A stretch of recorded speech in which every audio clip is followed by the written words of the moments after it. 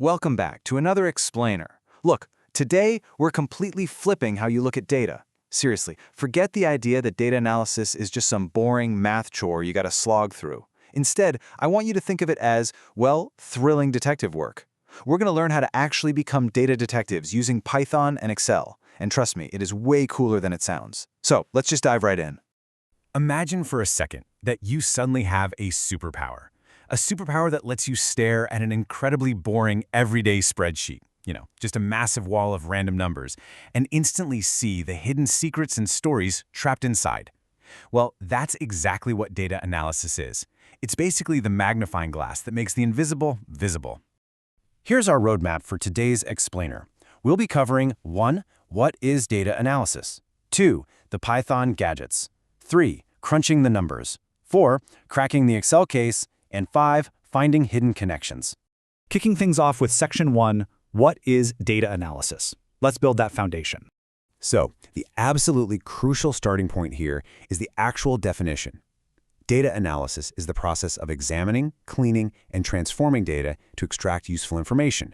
Why? Well, so we can make fact-based decisions. It's all about taking a messy, confusing pile of raw information and transforming it into smart, actionable facts that actually mean something in the real world. Now, what's really fascinating is how we actually do this. We use a programming language called Python. And why does Python totally rule the data world? Well, it's incredibly easy to learn with a really simple syntax that's perfect if you're a beginner. But hey, don't let its simplicity fool you. It is packed with these super powerful built-in libraries. Plus, it's got a massive support community. And best of all, it's fully compatible with artificial intelligence and machine learning. Talk about future-proofing. Moving on to Section 2, the Python gadgets. These are tools for the job. In Python, we call these special tools libraries. We import these packages so we don't have to write incredibly complex code from scratch every single time. It's kind of like giving Python different superpowers. Pandas? That gives us the power of data processing and the ability to read Excel files. NumPy is our absolute heavy hitter for powerful numerical and scientific math. And Matplotlib? That one basically gives us the power of sight, letting us create awesome, colorful charts and visualization. Think of Python itself as the core engine. It's the brain of the whole operation. But just like a master detective needs a fingerprint kit or a magnifying glass to do their job, a coder needs pandas and NumPy to actually solve the case. They work together perfectly. All right, Section 3, crunching the numbers. Let's see these tools in action. Take a look at this. Here is a really simple line of Python code to find the average or the mean of a set of numbers. We write np.mean and then plug in our numbers. The NP part, that's just us calling our NumPy gadget on the radio. And the .mean part is the specific instruction we're giving it. We're essentially asking it to add up 10, 20, 30, 40, and 50, and then divide by 5. And boom, almost instantly, it outputs 30.0. NumPy literally does all the heavy lifting for us. Notice how the output has a decimal point there? Even if the answer is a whole number, NumPy outputs a float, which is just a fancy word for a decimal result to make sure we have complete mathematical accuracy. But listen, Python doesn't just do math. A good detective has to look at all types of evidence, right? We can analyze numerical data, like ages and prices. We can analyze text data, like reading through customer reviews, using something called natural language processing, or NLP. We can even analyze datetime data using a tool called pandas.toDatetime. That lets us track exactly when specific events happen. Okay, ready for a real-world scenario? Section 4, cracking the Excel case. Here is our raw case file. It's a standard Excel spreadsheet called grades.xlsx. We've got a group of students here, like Ali, Khaled, and Sabah, along with their grades in math, science, and English. So our mission, we need to analyze this data and figure out exactly who passed their classes. Here's how we do it. Step 1, we call in our pandas library using import pandas as PD. Step 2, we load up the evidence file using the command pd.read-excel.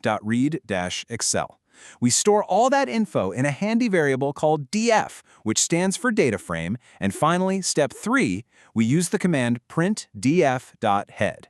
This is a brilliant little trick that gives us a super quick peek at the first 5 rows of the data, just so we can see what we're actually dealing with.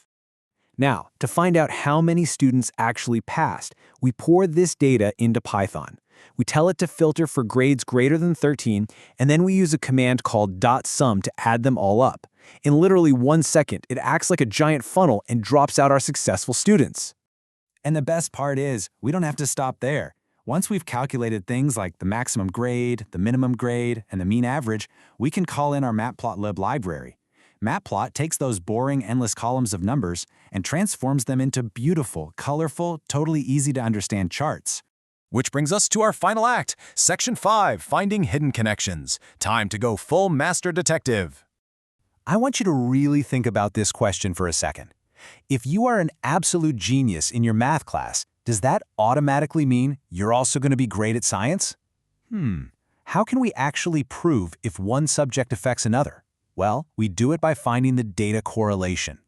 In Python, we use a command called df.core. You can think of this as our official relationship meter. It spits out a number between -1 and 1. If the number is really close to 1, that's a strong positive relationship, meaning as one subject's grades go up, the other goes up too. If it's close to 0, there's no clear relationship there at all. And if it's close to -1, that's a negative relationship, meaning if one goes up, the other goes down. So when we run that exact correlation command on our student grades case file, look at what we get. The correlation between math and science is 0.9. Since 0.9 is extremely close to 1, we have scientifically proven a strong positive relationship. Kids who excel in math usually rock at science too. The data literally proves it. And just like that, you've successfully cracked the student grades case. But remember, this is just the beginning. Our whole world is filled with massive amounts of data, from video game stats to sports scores to global climate patterns. What other secrets are hiding in the data all around you, just waiting for you to analyze them with Python? Keep questioning, keep analyzing, and I'll see you in the next explainer.